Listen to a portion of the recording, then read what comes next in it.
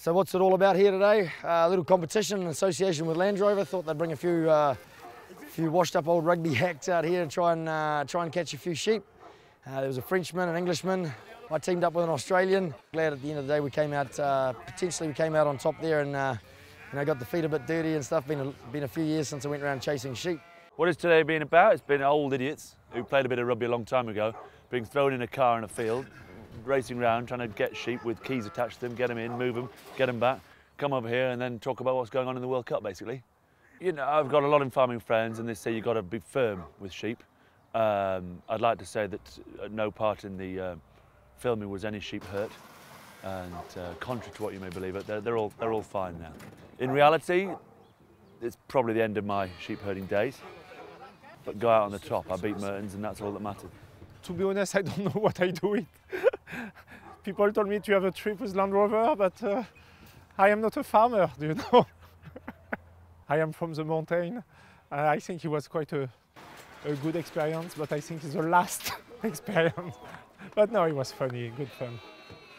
Well, I think if the All Blacks show the same sort of commitment and intensity over 80 minutes, I think that the French will struggle to stay with them. We all know the French, you know, on their day can beat anyone, and that's always the case. But I think the All Blacks have got to get in and physically intimidate them up front.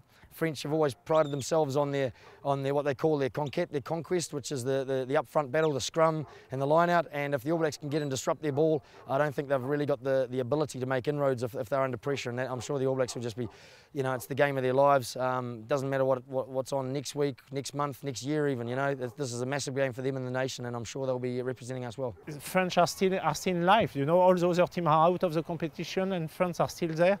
But it will be very tough because New Zealand, I am very impressed with New Zealand about their game. They play a quick game, they are very physical, they have a very good balance in their game, you know. I am French, so the prediction will be, it will be a dream, but then France beat New Zealand by 1 point, you know.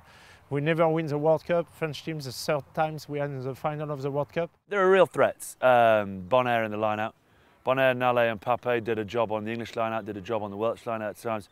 So we've seen down the years that Victor Matfield has hurt New Zealand by denying you line-out possession. They clearly got the scrum that can go toe-to-toe with anyone with Nicholas Mass. They got two sneaky little so-and-sos at 9 and 10, Yashvili and Para.